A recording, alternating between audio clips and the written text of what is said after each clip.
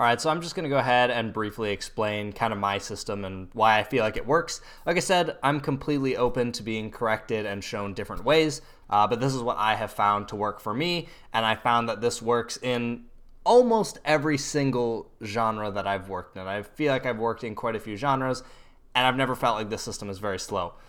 So we have all these clips here. I'm just going to go ahead and select them all, slap them down on the timeline, get rid of that beginning one. So right off the bat, with all my clips in the timeline, I never have to do anything in 3-point editing where you would hit the period key to insert to timeline because they're already here. So now I never have to hit the period key, so that's who knows how many keystrokes saved just by doing that. And now if I was going to go ahead and sort through my footage, I would just scrub, find a spot I want. Maybe I'll do, once she starts flipping through this book, I'll ripple trim. You know what? Don't want before she turns, ripple trim again. That clip is done. That would be my equivalent to setting the in and out points and then putting it on the timeline, but the clip was already on the timeline, so now that's done for me. So now I would just keep going.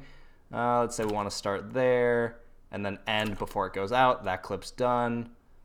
I like where she's smiling. We'll ripple trim that. Don't like where it goes down like that. Ripple trim here. Out of focus, in focus, ripple trim. And then don't like that movement, so we'll ripple trim again. And you would just keep going through like this. You know, don't like that clip, we'll just ripple delete. Don't like that clip, ripple delete. This one's really long. In focus, let's ripple trim right there. Out of focus, don't like any of that. And then you know what, maybe I just don't like it, so we'll just ripple delete. And then we'll just keep moving along. So I find it flows a lot better when I can just keep moving my mouse along and then just hitting 2 keys repeatedly to find the area I like. So right here, let's right when he pushes in on the eye, and then hold and ripple trim, and I'm done with that clip.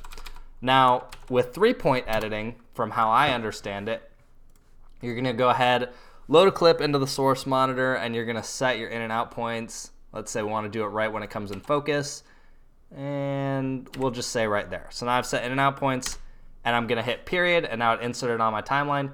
Now I have to move my mouse over here, double click this to load, move my mouse over here, click and drag.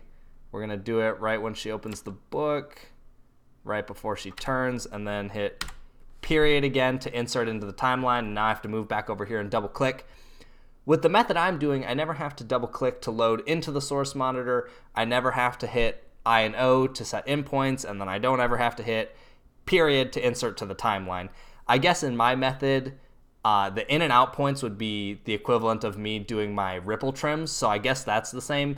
But now I also save having to load into the source monitor, moving my mouse over here. Like, you just save moving your mouse back and forth a bunch. With my method, you just put these all down here, and you just kind of keep scrolling. Don't like that clip.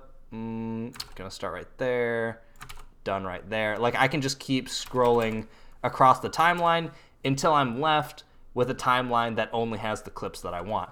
And then this example up here, here's a timeline that I actually finished sorting. And let's say we go over here. This is the edit I was actually working on.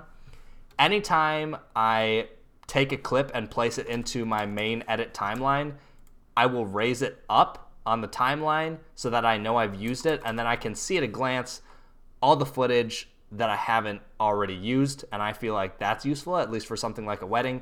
I can just keep browsing through this, and this was shot with the 1DX. Now if I want to switch over to the camera, the A6500 timeline, I have everything all over here. I know everything on this timeline is the A6500, and it's just really easy for me to go back and forth, and I feel like it keeps things a little more organized.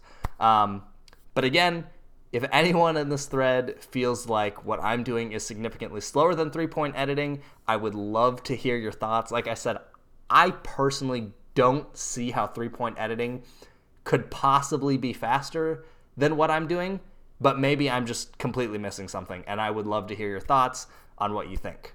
So yeah, thanks for taking your time to write back to this.